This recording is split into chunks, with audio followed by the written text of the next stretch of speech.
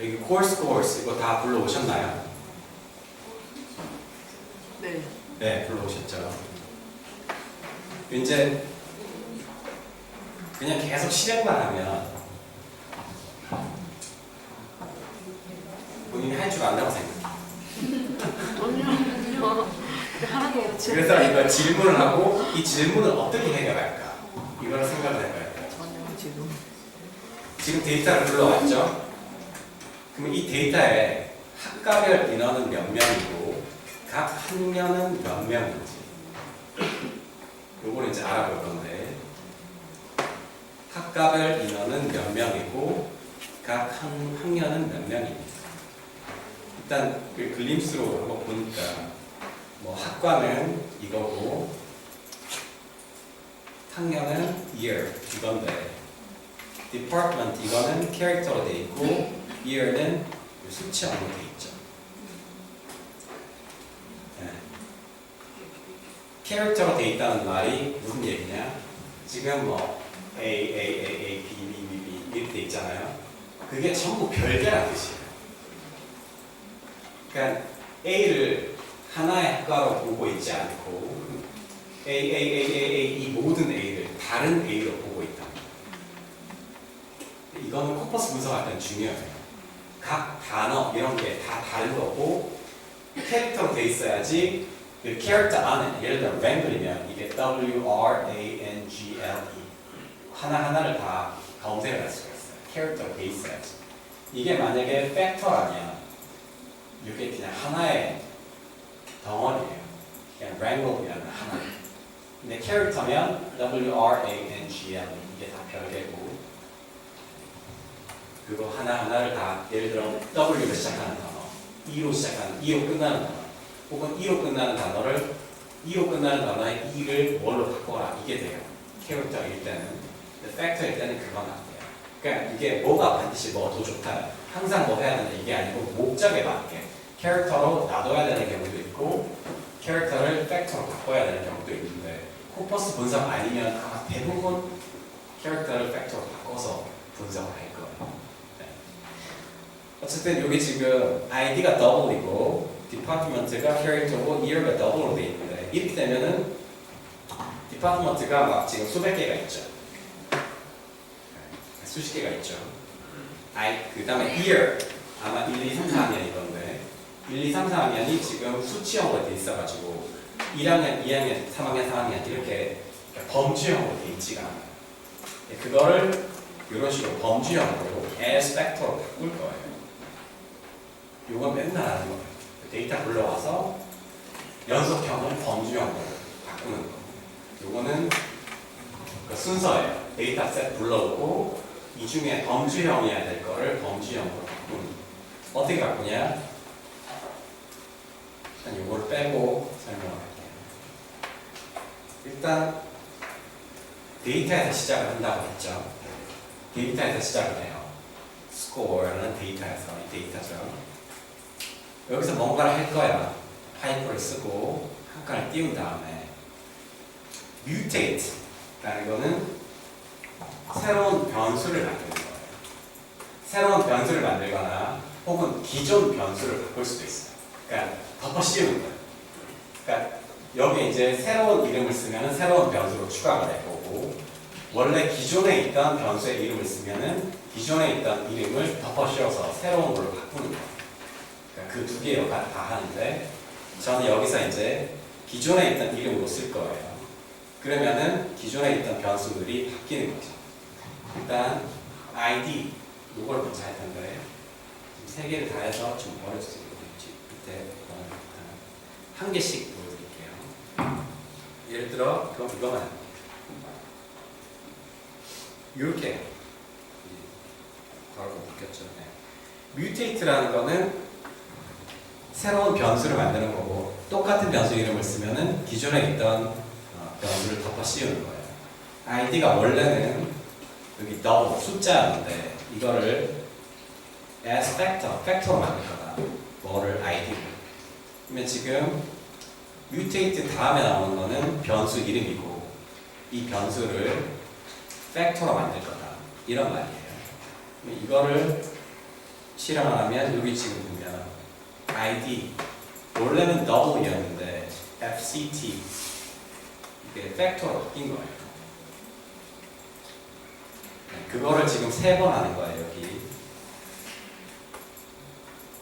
지금 department도 팩터로 바꾸고 year도 팩터로 바꾸고 이게 이거죠.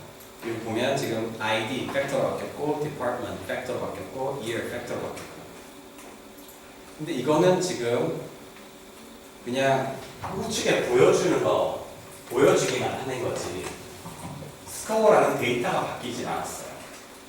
그럼 스코어라는 데이터를 아예 저렇게 바꿔버리려면 어떻게 해야 될까요? 이거를 다시 이거를 앞으로 스코어라고 하자. 네.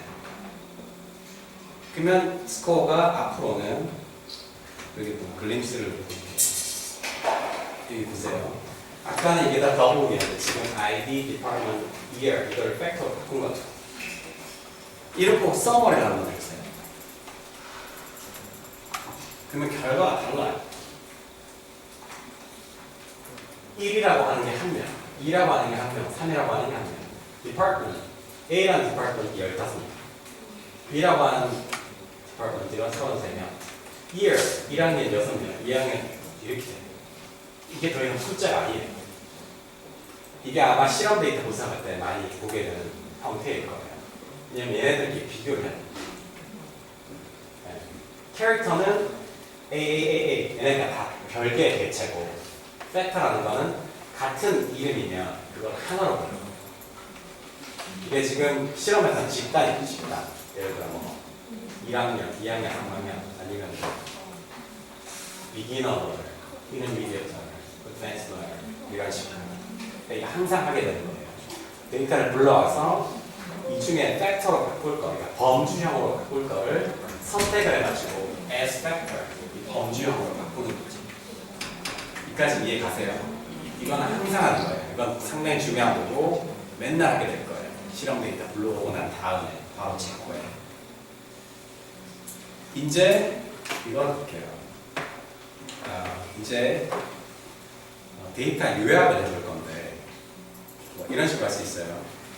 어쨌든 방금 위에 한 거를 이런 식으로 할 수 있는데 이 코딩이라는 거는 같은 아웃풋을 내기 위해서 과정은 사람마다 다 다를 수 있어요.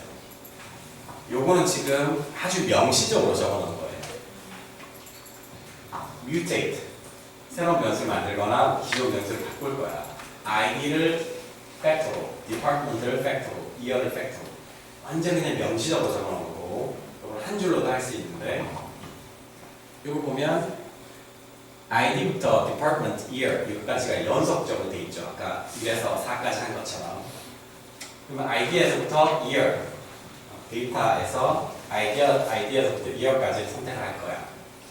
어프로스가 그렇게 하는 건데 그거 전체를 팩터로 바꿀 거야. 이렇게 해도 뭐 여러 가지 방법, 다른 방법이 있어요. 어쨌든 그냥 일단 명시적으로 그냥 쉬워요.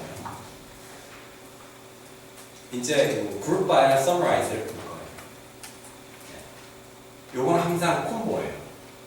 group by 한 다음에 summariz를 해요. group by는 내가 보고 싶은, 요약하고 싶은 범주형, 범주형 변수에 이름을 집어. 그러니까 여기 디파트먼트가 3개가 있는데 많죠 숫자는. 근데 디파트먼트 별로 볼 거다. group by 안에다가 디파트먼트를 넣었어.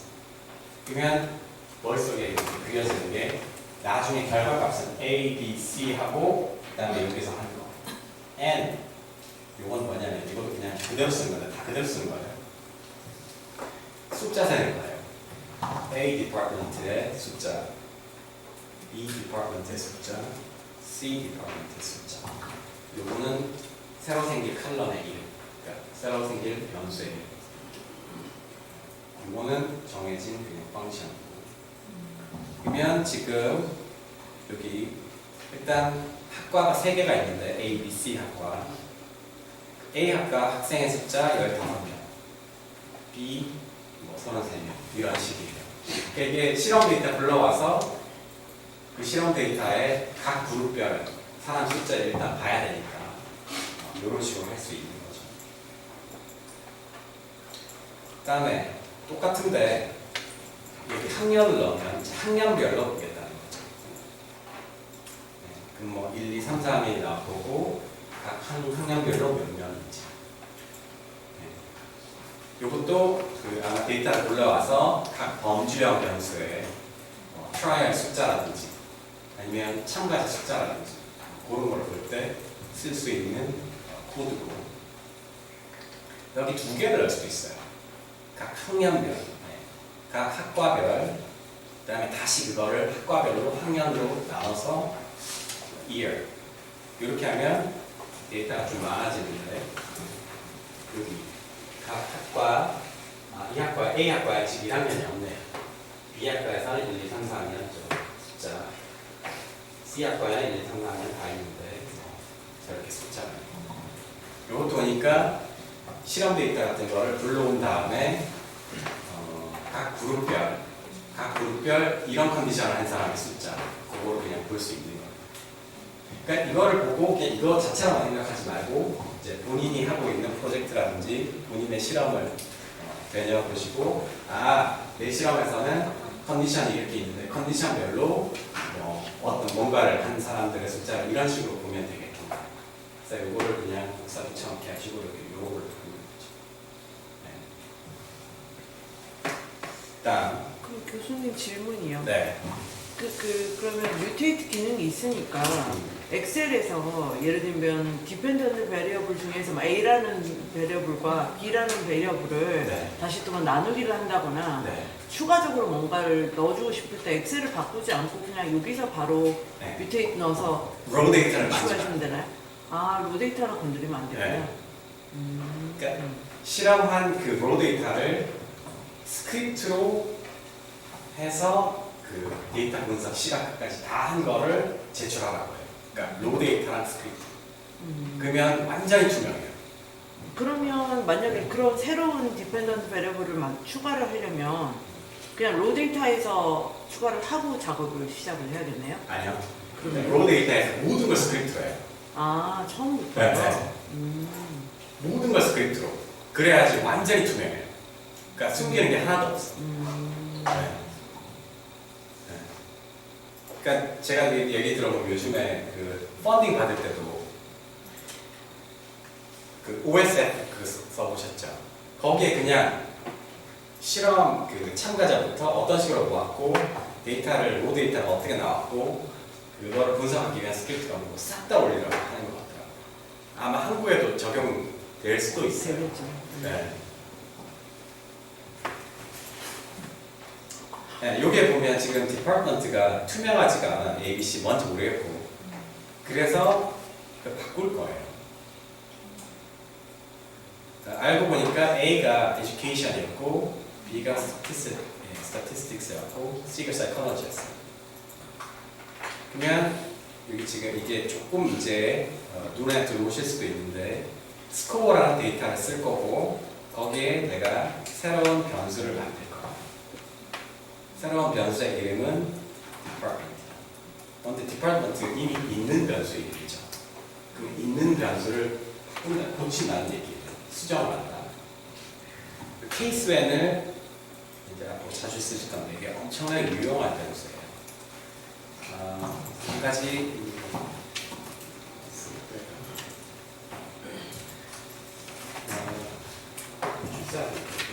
상당히 중요한 내용이 있어요.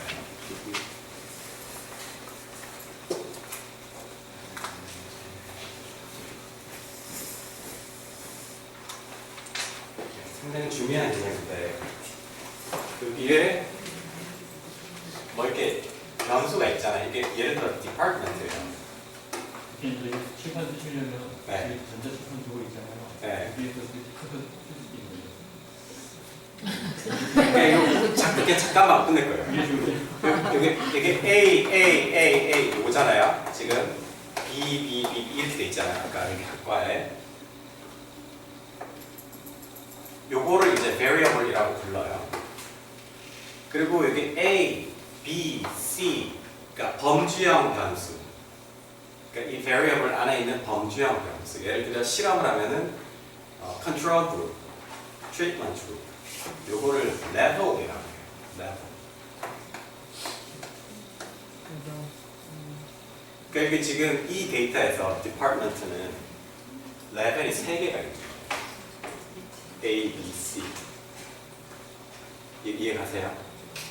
네.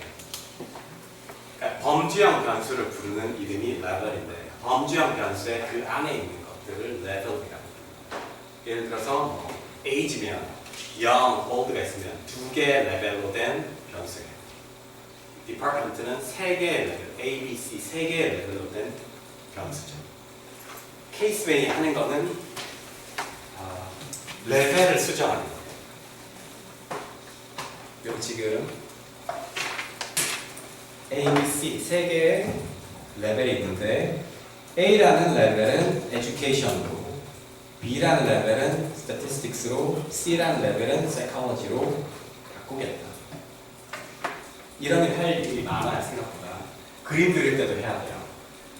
실험으로 얻어진 그 변수 이름이나 이런 거는 좀 나는 알아보는데 실험을 한 사람 나중에 그걸 논문에 실는다거나 그 설명을 할 때 좀 불분명한 경우가 있어요. 그럼 이렇게 바꾼 다음에 그림을 그려야지 그 그림 안에 이런 식으로 나오죠.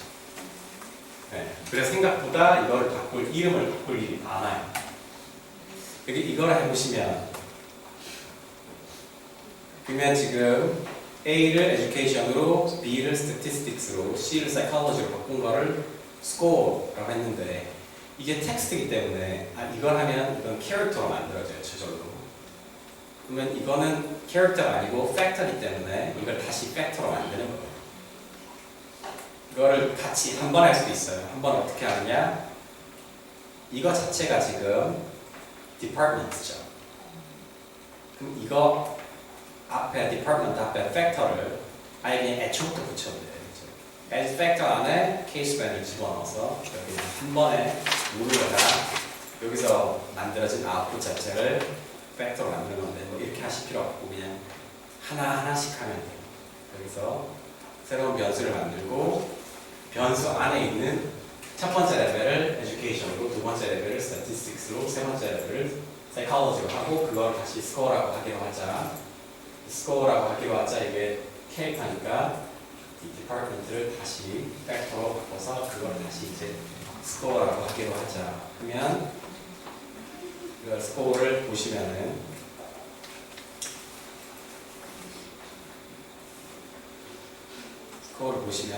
여기 보세요. 아까는 디파트먼트가 A, B, C 이런 식으로 나왔는데 이제는 바뀌었죠. education 이런 식으로. 그러니까 이 변수 안에 있는 레벨을 바꿔버린 거지. 네. 이것도 뭐 그림 그리기 위해서 뭐 first, second 이렇게 바꿔도 상관없어요. 어쨌든 이런 식으로 바꿀 수 있어요. 상당히 유명한 그 진짜 많이 쓰는 펑션 중에 하나예요. 그러면 이제 볼게요. 아까 했던 거 group by랑 summarize가 하나의 콤보라고 했는데 아까는 summarize의 숫자 n하고 바로 그걸 했는데 여기서는 이제 department 별로 볼 거고 그러니까 A, B, C 여기서 education, statistics 이런 세 개 디파트먼트로 요약을 할 거야. 근데 뭐를 요약할 거냐? 그러니까 midterm mean 이건 이제 새로 생길 요약한 아웃풋도 데이터거든요. 새로운 데이터의 변수 이름이 midterm하고 mean 값이고 이건 정해진 거 아니고 본인이 설정하는 거예요. 이거는 어떻게 얻냐? midterm을 이제 평균값을 내거죠.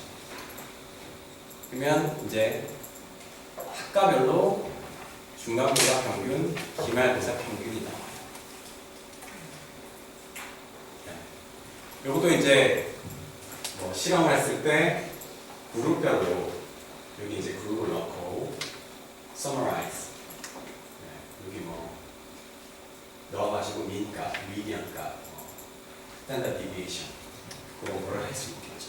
항상 group by 다음에 summarize ZB를 써도 되고 SE를 써도 돼요. 그다음 여기 department 말고 year도 이런 식으로 똑같이 해볼 수 있고 이건 똑같은 거니까 아까 거랑 똑같죠. department and year 이 두 개를 나눠서 education에 뭐 2, 3, 4학년 중간고사, 기말고사, 평균가 요까지는 이제 summarize 하는 방법이고 이제 mutate가 또 나오는데 요번에 하고 싶은 건 뭐냐면 지금 이 데이터를 보면 이 데이터 한번 다시 이 데이터를 보면 지금 뭐 학과도 있고 참여 점수, 출석 점수 뭐 이런 거 다 있는데 총점이 없어요. 총점을 어떻게 계산을 하느냐? 여기 뭐 참여 점수, 출석 점수 뭐 이런 거를 다 합한 거를 총점이라고 하기로 하고 이거는 새로운 변수죠. 그러면 여기에 있는 아까 그 computations are element wise라고 그러니까 옆에 쭉 가면서 왜 옆으로 가야 되냐면 그게 그 사람의 시험 점수, 출석 점수 이렇게 되는데 항상 옆으로 계산을 저절로 해요. 그게. 그러면 여기 토탈이라는 새로운 변수를 추가하려면 아까 새로운 변수 추가 mutate로 한다고 했죠. 그러니까 데이터에서 시작을 해서 뭐를 할 거냐? 새로운 변수를 만들 거야. 새로운 변수의 이름은 토탈이야. 어떻게 만들 건데? 이건 이제 만든다는 거예요. 이러한 변수들을 다 더해서 토탈이라는 새로운 변수를 만들 거야.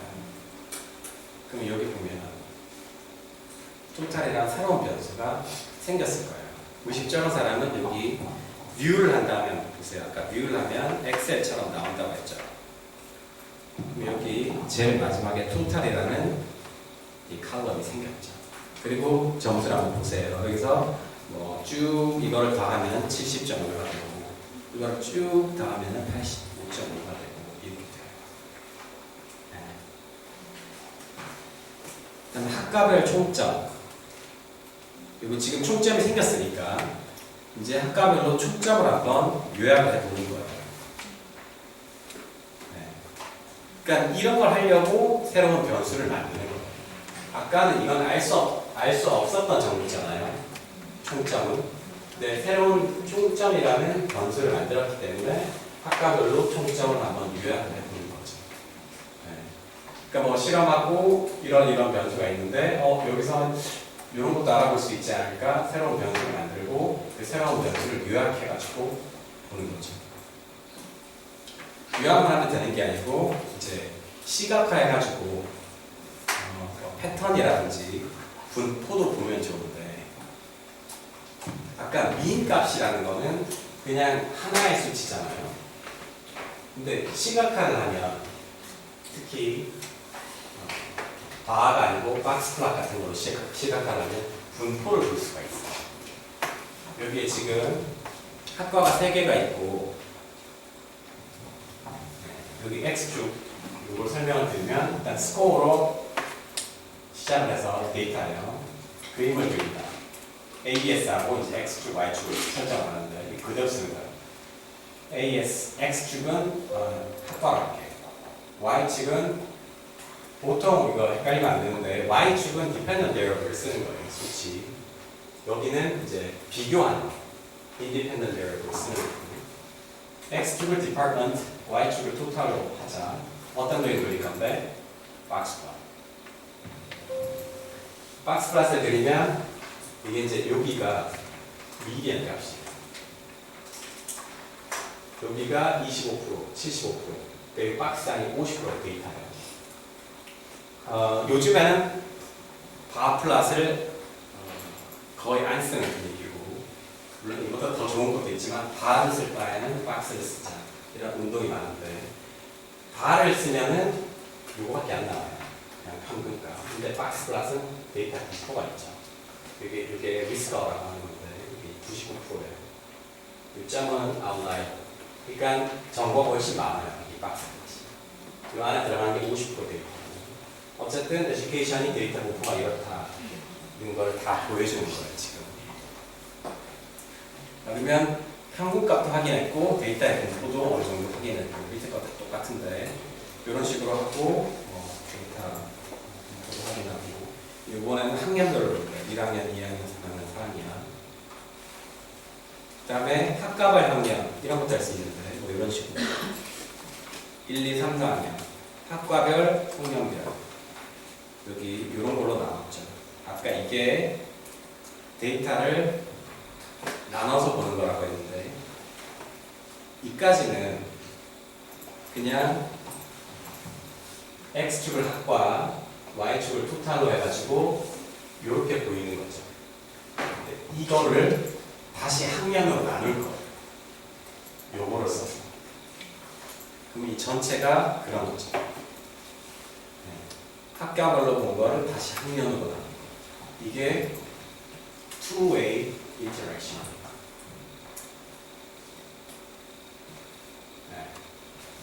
그러니까 나중에 모델링 할 때 그거를 다 설정을 하는데 이 학과 간의 차이잖아요. 이게 메인 이펙트예요. 학과 간의 차이. 근데 그게 학년별로 다른지 보는 게 이게 인터랙션이에요. two-way interaction. two-way interaction은 이런 식으로 피규어로 그릴 수가 있어요. 이게 two-way interaction이에요. 학과별로 다르게 다시 학년별로 다른지. 이거는 save, 저장하는 건데 여기에 있는 게 저장이 돼요. 그러니까 그림을 그리고 여기에 확인한 다음에 그거를 gg save라는 거. 이거는 파일 이름이고 png 제일 많이 써요.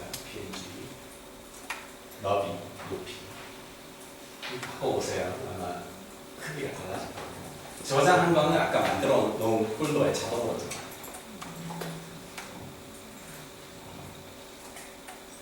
네, 저장이 됐는데 볼게요. 여기 토탈 잠깐 여기 자동으로 만들어져서 아까 그 폴더에 들어있을 거예요. 이게 PNG가 PDF보다 더 작아요. 그리고 활용도가 더 높아요. JPG는 거의 쓸 일이 없어요. 그건 깨져요. 이 PNG로 아마 많이 제출할 거예요. 때에 따라서 PDF도. 어쨌든 이 두 개 다 그려놓는, 두 개 다 만들어 놓는 게 좋아요. 그린 거를 만들어 놓고 이번에는 과별로 해서 저장합니다. 아, 여기서 이걸 정해요. 여기 지금 요거를 보죠. 이 부분이 중요한 부분인데 이제 필터가 나와요. 지금까지는 뮤테이트만 했죠. 뮤테이트는 새로운 변수를 만드는 거. 근데 필터는 내가 보고 싶은 observation만 보는 거예요. 여기서 일단 스코어라는 데이터에서 시작을 해요. 필터는 쉽게 말하면 레벨을 선택하는, 아까 디파트먼트가 3개의 레벨로 된 변수라고 했죠. 그 중에 여기 지금 느낌표하고 그거 부등호 이건데 이건데 느낌표하고 이거 아니다 이 말이에요. 디파트먼트는 스태티스틱스는 아니야. 그러면 지금 이게 데이터예요. 무슨 데이터냐? Statistics라는 학과가 없는 데이터. 이게 엄청나게 편한데 이게 이 부분이 없다고 생각해 보세요. 일단 내가 그림을 그렸어. 스코어라는 그 전체 데이터로 그림을 그렸어요. 근데 이거 말고 여기에서 디파트먼트는 여기 같다에 두 개. 스태티스틱스만 볼래. 하면 여기에 스태티스틱스만. 왜냐면 내가 데이터를 스태티스틱스만 보겠다고 했으니까. 스태티스틱스가 아닌 것만 보자. 하면 스태티스틱스가 아닌 것만 엄청나게 편해요. 이게 이 타입 vs 스타일로 해야지 이렇게 편하게 할 수 있어요. 데이터에서 시작하기 때문에. 데이터를 변형한 다음에 그 다음에 그림을 그려요. 네. 이거 이해가세요? 네. 엄청나게 편해요. 이렇게 안 하고 데이터에 시작해서 위에 요약하는 게 있죠. 요약을 한 다음에 여기까지 요약을 한 다음에 그 요약한 걸로 그림을 그릴 수 있어요. 네. 그러니까 확인 안 해도 되죠. 데이터에서 시작해서 바로 그림을 그릴 건지 아니면 여기 데이터를 선정을 해서 그림을 그릴 건지 데이터를 요약을 한 다음에 그림을 그릴 건지 계속 파이핑으로 이어나가는 거예요. 네. 다음 그리고 그랬고 그다음에 이런 것도 할 수 있는데 다시 이제 뮤테이트 연습이에요. 지금 토탈은 있는데 평점이 없어요. 제가 실제로 이거 하는 방법이에요. 그레이드라는 뮤테이트니까 그레이드라는 새로운 변수를 만드는 거죠. 어떻게? 토탈이 이게 이제 같거나 토탈이 이게 크거나 같다 이건데 크거나 같다 이게 폰트에서는 이런 식으로 나오는데 어쨌든 90점 이상이면 A꼴을 줄 거고 80점 뭐 이상이면 A를 줄 거고 70점 이상이면 B를 줄 거고 나머지 true 한 다음에 뭐는 나머지 전부는 C꼴을 줄 거예요. 이런 식으로 하고 여기 보세요. 이거 저장하는 건데 이게 저장하는 방법이죠.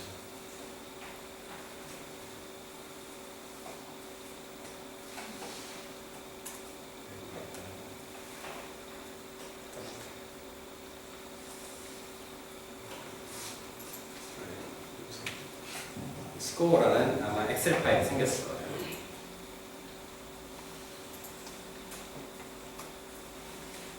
네, 여기 보면 지금 우리가 만든 게 여기 다 있어요. 네. 토탈 우리가 만든 새로운 칼럼이고 그레이드 우리가 새로 만든 칼럼이죠.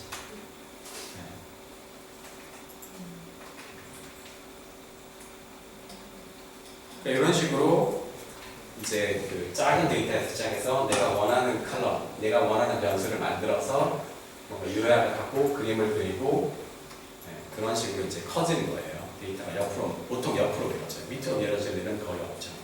데이터가 이미 그 트라이얼 자체가 한정되어 있습니다. 여기까지 다 이해가시나요? 네, 마지막은 이제 빨리 좀 하면 되는데 여기서 이제 질문이 있는지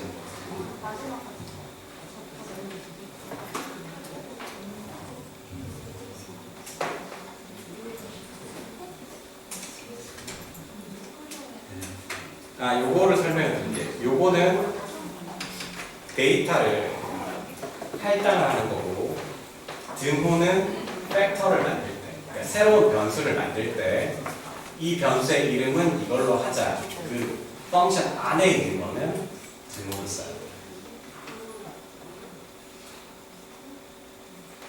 네, 거의 다 플랫은 그 분포 볼 때 빼고 쓸 일이 없다고 그래요. 쓰면 안 돼요, 솔직히. 네.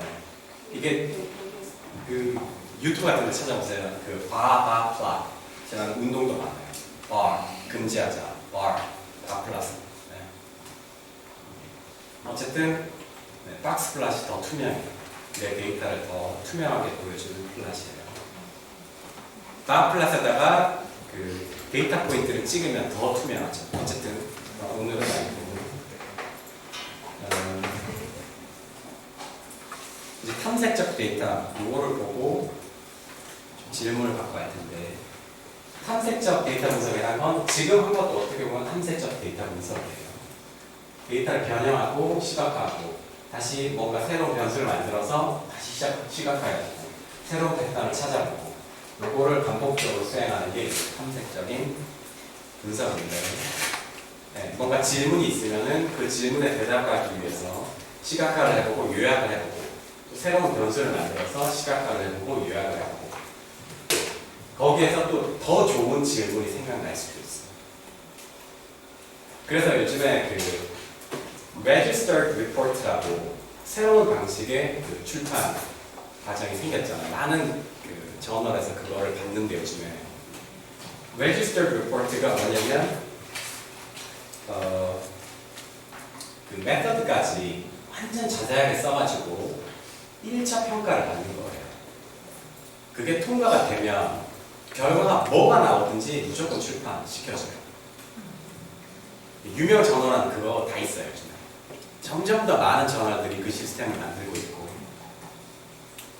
그러니까 메서드만 제대로 돼 있으면 뭐 어떤 결과가 나오든 우리가 출판시켜주겠다 하는 거예요. 근데 거기에 그 register 1단계 register report를 낼 때 거기 뭐 가설이 있고 예측되는 결과가 있잖아요. 그게 아닌 내가 분석하다 보니까 새롭게 알아낸 질문들이랑 결과, 그거는 register report 낼 때는 두 개로 나눠서, 이건 confirmatory analysis냐 exploratory analysis냐 두 개로 나눠서 네, 그 논문에다가 어쨌든 요거 이제 exploratory analysis를 하면서 그걸 새롭게 알게 되는 여러 가지 패턴들도 많기 때문에 그걸 명시를 해주는데, 여기서는 여기 explorer라는 스크립트랑 랩스택이라는 데이터를 써볼게요. 네, 여기에 이제 explorer라는 스크립트를 열면, 네, 이거 지금까지 다 했던 것 때문에 계속 지금 4개의 스크립트가 거의 하는 게 비슷한데 계속 그냥 반복적으로 하는 거예요. 스크립트를 열면 일단 내가 쓸 패키지를 로드를 하고 그 다음에 데이터를 불러오겠죠. 데이터는 여기 랩스택이라는 데이터를 쓸 거예요. 데이터를 불러오면 하는 거, 할당이 잘 됐는지 보고, 뭐 뷰는 해도 되고 안 해도 되지만 뷰 한번 데이터 구조를 우리에게 익숙한 엑셀처럼 한번 보는 거예요. 여기면 이것도 리액션 타임이 있고 어떤 단어에 대한 반응 속도인지 단어가 있고 age group, young and old age group이에요. 근데 frequency는 단어의 빈도, 이 단어가 자주 쓰이는 단어면 반응 속도가 좀 빠를 거고 그렇지 않으면 반응 속도가 늦을 거고, 이런 이제 데이터인데, rainbow, 네, 여기도 지금 이 데이터에 보면 지금 age가 캐릭터로 돼 있어요. 캐릭터로 돼 있으면 하나하나가 다 별개이기 때문에 이거 레벨로 잡아주질 않아요. 범주형으로. 근데 이게 word도 그렇고 age도 그렇고 나는 범주형으로 알고 싶어요. 그러니까 old가 어떤지, young이 어떤지 이걸 two level 팩터로, 여기 이제 word라는 거를 팩터로 만들고 age라는 걸 팩터로 만들어서 다시 보면 여기에 word가 fry가 뭐 3번째였고 fluid, young은 뭐 이만큼의 데이터가 있고 old는 이만큼의 데이터가 있고, frequency 이건 뭐 어차피 수치형이고, reaction time도 이거 밀리세컨 단위로 수치합니다. 이게 전형적인 그냥 psycholinguistics 데이터예요. 그러니까 단어를 봤을 때 그 단어를 얼마나 빠르게 알아채는지 그런 실험을 다루는 이제 psycholinguistics 데이터 셋인데, 일단 내가 보고 싶은 word랑 age를 팩터 형태로 만들었어요. 그리고 이제 알고 싶은 게 age별로 반응 속도를 알고 싶은 거죠. 그러니까 나이가 좀 있는 사람들이 단어를 얼마나 빨리 인식하는지, 그 다음에 이 스탠다드 디비에이션 SD라는 거는 표준 편차는 얼마 정도 되는지, 이게 그러니까 descriptive statistics 이렇게 하는 거예요. 여기 group by 한 다음에 summarize 하는 거는 보통 데이터 분석할 때 처음에 descriptive analysis를 하죠. 거기에서 이거를 보여주고 그 다음에 시각화를 해가지고 패턴을 찾아요. 그 시각화에서 보이는 패턴을 모델링 하는 거예요. 그러니까 이게 연속적으로 쭉쭉쭉 나와야 돼요. 제일 처음에 descriptive analysis, 그 다음에 시각화, 그 figure, 그 다음에 그 시각화에서 보이는 차이를 실제로 통계적으로 검증한 그 통계 모델링 결과, 이 세 개가 연속적으로 보통은 나오죠, 논문에서. 그 다음에 뭐 때에 따라서 이렇게 RT, 이 리액션 타임을 로그로 보여주는, 왜냐면 리액션 타임이 보통 엄청나게 느리게 반응하는 사람이 있고 분포가 보통 이렇게 되는데 그걸 약간 이렇게 바꾸기 위해서 로그라는 경우도 있는데 뭐 그것도 바꾸고 바꾸는 거 쉽죠. 새로운 변수이기 때문에 뮤테이트로 log rt라는 이름의 새로운 변수를 만들 거예요. 어떻게? rt라는 거를 로그를 씌워서 이렇게 하면 이제 새로운 rt라는 log rt라는 변수가 생성이 되고 URL 보니까 이렇게 나오죠. min 값이 이렇고 max 값이 이렇고 미니멈 값이랑 맥스 값의 차이가 별로 없어지죠. 로그로. 이런 다음에 이제 여기에 리액션 타임 이게 이제 dependent variable인데 이거의 분포를 보는 거예요. English라는 데이터 그림을 그린다. X축을 reaction time 어떤 그림? 히스토그램 이런 그림이 나와요. 그러면 이게 이제 dependent variable의 분포예요. 보통 한 700ms, 700 정도 되는 사람들이 제일 많고 여기 이제 우리가 실험을 하는 건 보통 그룹 간의 차이를 알아보기 위해 하는 경우도 많죠. 여기 이제 바플라 이거는 쓰진 말아야 되지만 그냥 어떻게 하는지 제가 보여드리는 거예요. 바플라시랑 박스플라시에 어떤 차이가 있는지 바로 그리면 이런 그림이 나와요. 사람들이 왜 바플라스를 그리지 말자고 하냐면 바플라스 주는 증거는 이거밖에 없어요. 이 밑에는 별로 의미가 없는 증거예요. 이거밖에 없어요. 이제 박스플라스를 그리면 여기는 이제 분포를 알 수 있죠. 아웃라이어도 저런 식의 아웃라이어도 있구나. 50% 데이터가 이 박스 안에 있구나. 미디언 값이 뭐구나. 물론 여기다가 데이터 포인트를 추가하고 민 값을 추가하고 여러 가지 덧 입힐 수 있어요. 그러니까 gg플롯이라는 거는 이게 기본 뼈대고 여기 밑에 계속 뭔가를 잡으면 색깔 바꾸고 여기 민값 더하고 뭐 바이올린팅 같이 더할 수도 있고 계산할 수가 있어요.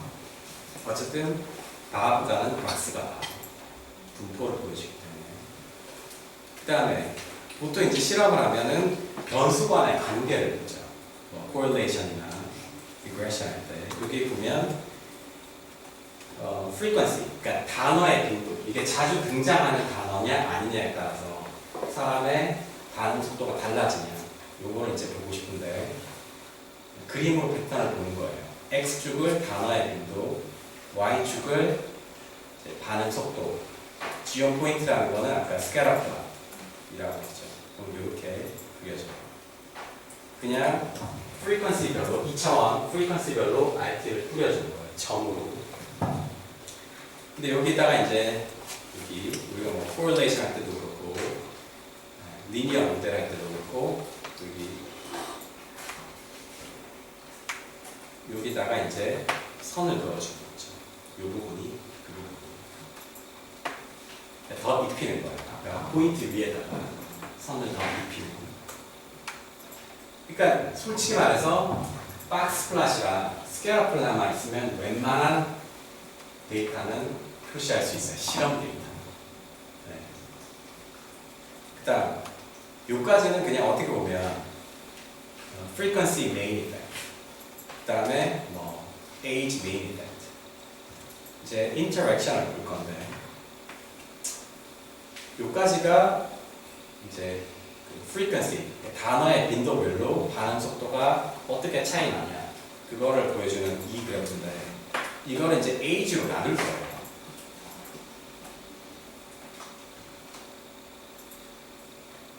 근데 보세요. 이게 그림 그릴 때 엄청나게 생각을 많이 해야 돼요. 이 데이터를 이렇게 보여주는 게 제대로 보여주는 걸까? 효율적일까?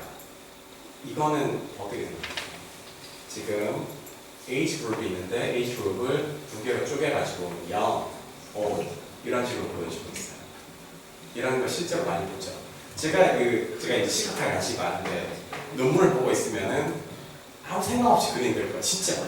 그러니까 통계 모델이랑 좀 매치가 하다. 네. 그러니까 이런 것도 엄청나게 많이 보게 돼요. 이건 좋은 그래프가 아니에요. 이게 0이랑 old의 슬로프를 직접적으로 비교하는 게 모델에서 하는 거지. 이거를 따로 쪼개가지고 따로 보여주는 게 우리의 목표는 아니죠. 이걸 fast grab으로 쪼개는 게 아니고 이 데이터 자체에서 컬러로 쪼갤 수 있어요. 이거 한번 보세요. 그럼 슬로프를 직접 비교할 수 있어요. 이런 식으로. 네. 이게 이제 two-way interaction인데 한 그림을 쪼개지 않고 한 그림 안에서 H 그룹의 슬로프를 직접적으로 비교하는 거예요. 물론 여기서 이거 모양 다르게, 이거 색깔 옅게, 그리고 다른 데로 옮기고 이거 다 할 수 있어요. 네. 이건 그냥 뼈대. 이게 만들어주는 그냥 최초의 그래프를 그냥 보여주는 거고.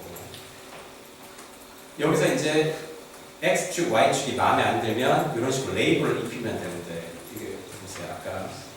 아까 그 그래프에서 X축, Y축을 더 투명하게 X축은 이게 Ag를 보여주는 거야. Y축은 이 숫자라는 게 response times를 보여주는 거고 밀리세컨드 단위로 보여주는 거야. 이런 식으로 레이블을, 그러니까 이게 레이블스예요. 레이블을 X축은 Ag로 할 거고 Y축은 response times 한 다음에 밀리세컨드 이런 식으로 할 거야. 이제 뭐 저장하고 이것도 마찬가지로 아까랑 똑같은 건데 여기서는 한 개 짚고 넘어갈게. 보통 스케일러 플롯을 그릴 때 데이터가 많으면 시커매요. 그러면 좀 이 데이터 분포를 보기가 쉽지가 않거든요. 이걸 약간 투명하게 만드는 거예요. 알파로 해요. 알파. 여기 지온 포인트 이거를 비워놓으면 이걸 그냥 없애고 그냥 하면 시커먼데 요거를 알파를 뭐 숫자 바꾸면은 7 이렇게 하면 좀 더 진하고 이거를 1 이런 식으로 하면 좀 연해요. 네. 이런 식으로 아마 스케일러 플롯은 이런 식으로 좀 조정을 하실 거예요. 그러니까 엄청나게 막 이쁘게 그릴 수도 있지만 솔직히 기본 그래프에서 이렇게 축 이름 바꾸고 그리고 알파 정도 조정하면 그냥 논문에 쓸 수는 없어요. 이것도 뭐 다 마찬가지죠. 이것도 아까 너무 짙기 때문에 좀 알파 좀 조절하고 그 다음에 X축을 투명하게 word frequency가 여기 뭐 어디서 왔는지 이런 것도 뭐 셀렉스나 이런 데서 왔는 거 표시해 줄 수도 있고 어쨌든 Y축은 response times인데 밀리세컨드 단위로 표시가 되어 있다. 이런 것도 할 수 있고 물론 여기서 본인이 더 생각을 해가지고 새로운 변수를 만든다. 그 변수를 중심으로 그림을 새로 그릴 수도 있어요. 그리고 그 그림이 의미가 있는 그림인지 통계 모델에서 검증을 해요. 네. 여기까지가 통계 직전까지예요.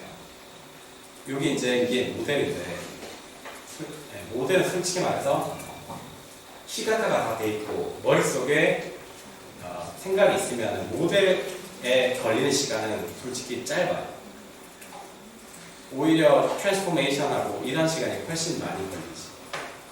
네, 여기 보면 뭐 fixed effects, frequency가 미치는 영향, age가 미치는 영향, frequency by age가 미치는 영향. 이게 뭐 t값이 이런 거 다 유의미한데 어쨌든 이렇게 되면 이게 모델 가지고 이거를 이제 말로 풀어서 쓰면은 커뮤니케이션까지 가는 거죠. 네. 아마 하실 게 거의 여기 있는 게 대부분일 거기 때문에 그냥 여기 있는 걸 복사해서 붙여놓은 다음에 데이터셋만 바꾸면 돼요. 이렇게 한 게 이거 했고 이제 거의 이제 마칠 때가 됐는데 추가 학습 자료. R 자료가 제일 많은 데는 트위터예요. 트위터에서 여기 슬래시 한 다음에 R stats 이렇게 한번 쳐볼까요?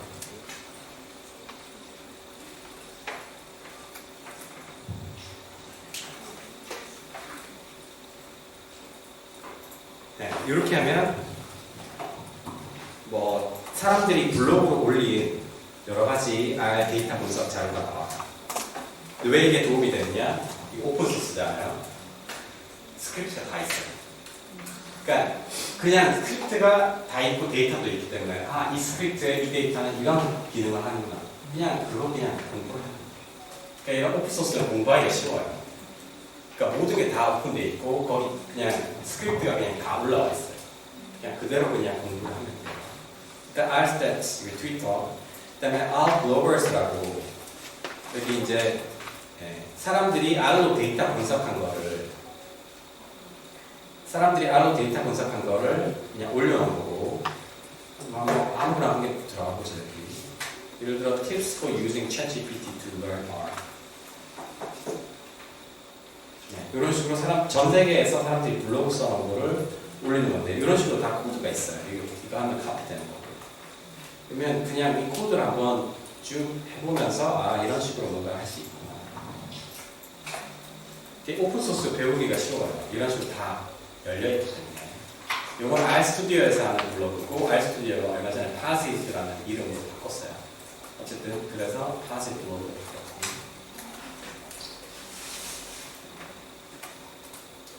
그 다음에 유튜브로 워낙 많으니까 팟캐스트 들으시는 분이 있을지 모르겠는데 여기 이제 데이터 올리기라고 R 관련 얘기하는 거예요. R 데이터 분석 얘기하는 거예요. 요즘 물론 챗GPT 얘기가 많은데 옛날에는 계속 R 얘기를 했어요. 어떤 식으로 R로 데이터 분석하는 거 하는지 지금도 계속 하고 있고. 그 다음에 이제 책으로 넘어가면 일단 R 데이터 분석 책이 없으시면 이 책을 사세요. 이거를 얼마죠? 교보에서 39,000원. 이 책이 제일 그러니까 사람마다 다르죠. 내가 어떤 분야면 어떤 책이 좋다. 근데 이 책은 이제 이 언어 데이터 분석. 우리가 이제 영어 교육이라든지 언어학이라든지 이러니까 언어 데이터 분석 얘가 전부 그런 거예요. 심리학이나 영어 교육. 아니면 이 책도 있어요. Data Visualization and Analysis in Second Language Research. 근데 이 두 권을 다 사시려면 다 사셔도 되는데 한 권만 갖고 계시다면 이 책이 더 좋아요.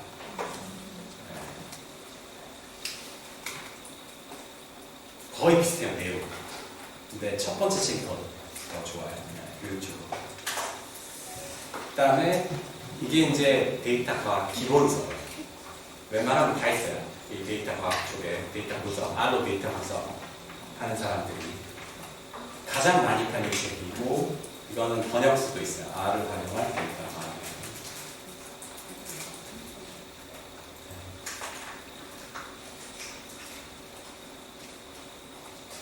그다음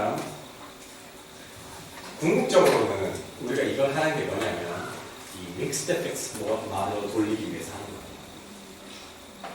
궁극적으로. 근데 이게 튜토리얼 페이퍼가 엄청나게 많거든요. 그 중에 하나예요. 이거는 아주 완전 기초적으로 써 있는 튜토리얼 페이퍼예요. Introduction to Linear Mixed Effects Modeling. 이게 엄청나게 그냥 이런 식으로 그냥 누구나 다 다운받을 수 있게. 그러니까 그냥 리그레션이랑 믹스드 이펙트 모델이 어떻게 다른지, 어떤 식으로 코드를 만들어서 돌리는지, 이것도 얘네들도 다 OSF에 코드랑 데이터가 다 올라와 있어요. 다음 이것도 있어요. 이것은 Best Practice Guide for Linear Mixed Effects Models in Psychology. 다 비슷해요. 거의 이제 사이콜로지에서 이런 걸 많이 쓰는데 언어학을 조금씩 따라가는 느낌이고,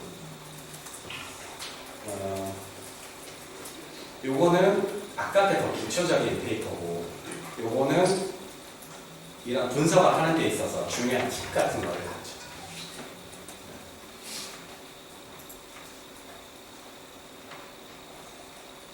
여기 보면 이게 다 같은 말이에요. Linear Mixed Effects Models, Hierarchical Models, Multi-Level Models. 다 똑같은 얘기예요. 그 분야에 따라서 조금씩 다르게 볼까요? 네.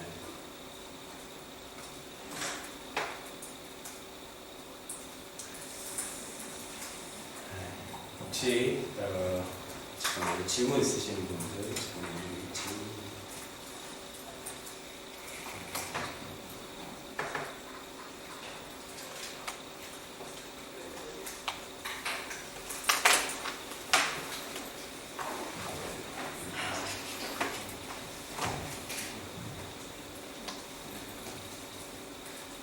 네, 이미 다 지금 공유가 돼 있죠. 거기 이미 다.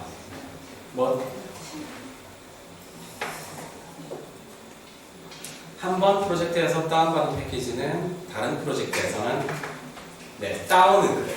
그러니까 로드는 계속 해야 돼요. 그러니까 다운을 받으면 컴퓨터에 설치가 되는 거예요. 근데 그거를 로드할 때는 새로 로드를 해줘야 돼요. 그러니까 로드라는 거는 쓰겠다라고 말해주는 거예요. 컴퓨터한테. 항상 그거를 다 올려놓으면 컴퓨터가 느려지기 때문에 라이브러리가 없다는 이건 설치가 안 되는 거예요. 인스톨을 시키면 라이브러리를 통해서 불러올 수가 있어요.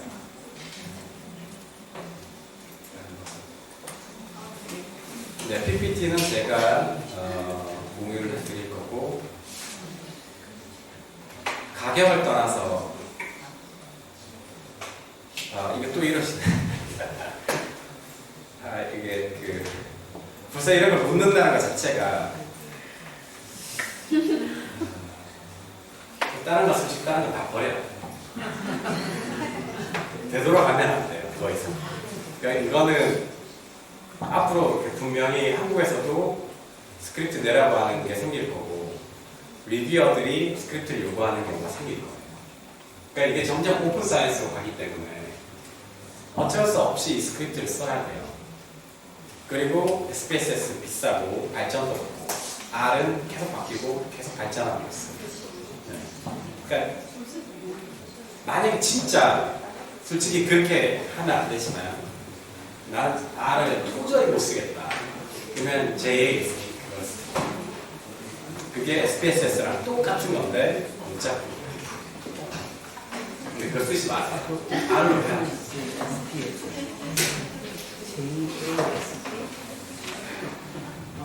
혹시 질문 있나요? 제가 슬라이드는 메일로 공유를 했듯이 드릴 거고. 네, 슬라이드 지금 열심히 찍으시는 분들 계셨는데요. 김동윤 교수님께서 사용하신 이 슬라이드는 현대영어교육학회 워크숍 메뉴 게시판에 이번 주 안에 오늘 밤 아니면 내일 중으로 올라갈 예정입니다. 그래서 방문하셔서 직접 다운받으시면 되겠습니다. 그리고 사용하신 스크립트는요, 지금 이미 깔려있죠. 메일 다 받으셨죠. 그래서 그 깔려있는 그 압축 파일에 지금 RStudi오를 여신 그 파일에 이미 다 적혀 있습니다. 그래서 그거 하나하나 카피하셔서 이렇게 돌리시면은 오늘 보셨던 결과 그대로 받으실 수가 전시가 디스플레이가 될 겁니다. 여기 질문이 몇 개 더 있어서 네. 챗GPT한테 써달라고 써줘요. 근데 그거를 볼 수 있는 눈이 있어야 돼요. 제대로 쓴 건지 아닌지. 영어도 마찬가지죠. 이상한 말일 수도 있는데 그걸 볼 수 있는 눈이 있어야 돼요. 또 어느 정도는 할 수 있어야 돼요. 챗GPT가 모든 걸 해줄 수는 없어요. 저도 첨언하자면 저도 물어본 적이 있는데 항상 맞지는 않더라고요. 네, 그래서 저도 이게 챗GPT가 잘못 알려줘서 한 2-3시간을 삭제를 한 경우가 있습니다. 네. 네, 요거 한번 하고 여기 아까 엑셀 파일을 CSV로 어떤 식으로 저장을 하는지. 네.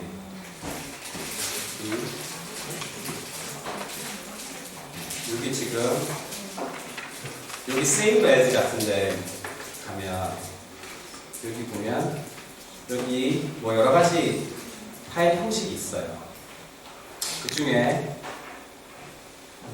여기 comma separated values 이게 CSV예요. CSV라는 게 뭐냐면 이 데이터 안에 있는 각 객체를 점으로 구분한 거예요. 스페이스 없이. 그게 제일 효율적인 저장 방법이 돼요. 컴퓨터가 할 수 있는 최대 효율적인 데이터 저장 방식. 어쨌든간 뭐 다른 프로그램에서 데이터 분석할지도 다 CSV로 해요. 그래서 엑셀로 해도 상관은 없어요. 작은 데이터.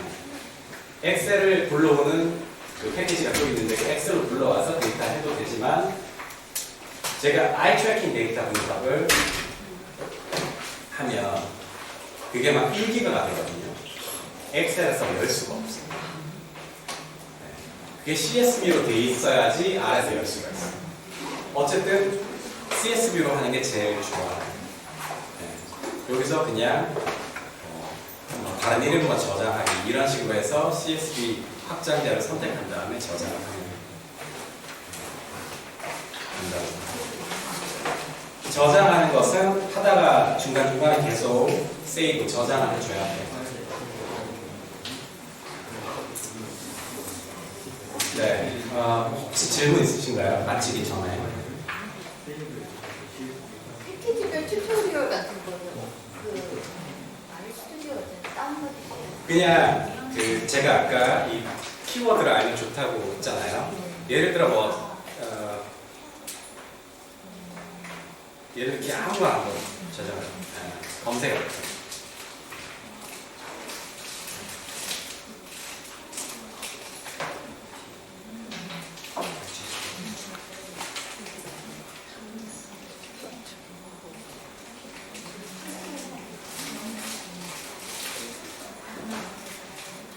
이런 식으로 예를 들어 검색을 했다 치면 엄청나게 많이 나와요.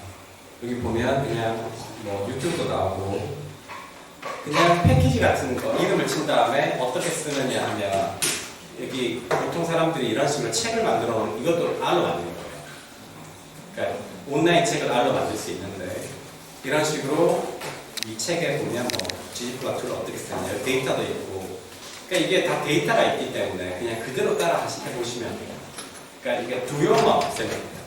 그러니까 그게 제일 중요한 거 두려움 없애는 엄청 많이 있는데 그중에 다 그냥 아무거나 괜찮은 거예요. 그중에 제일 그건 제가 메일로 알려드릴 수 있는데 사람들이 이런 식으로 이것도 지금 어떤 책인지 Introduction to Life 그러니까 이런 식으로 사람들이 이 온라인 책으로 만들어 놓은 게 수많게 될 거예요. 네, 그 중에 좋은 게 몇 개 있긴 있어요. 여기에서 이제 보면 R이 뭐냐, 여기 보면 RStudi오랑 어떻게 시작하느냐, 오늘 한 거를 대부분 이제 해볼 수 있는데, 네, 이렇게 수도 없이 많아요. 그냥 한 검색을 하면 이렇게 수도 없이 나올 거예요. 네, 제가 몇 개, 그러니까 이 언어학이나 영어 교육, 심리학에서 하는 이런 인트로덕션 R, 이거를 몇 개를 알려드릴게요. 네, 매일. 딱 하나만 질문 더 받고 이제 마치고 만약에 개인적으로 질문 있으신 분들은 저한테 와서 질문해 주시면 됩니다.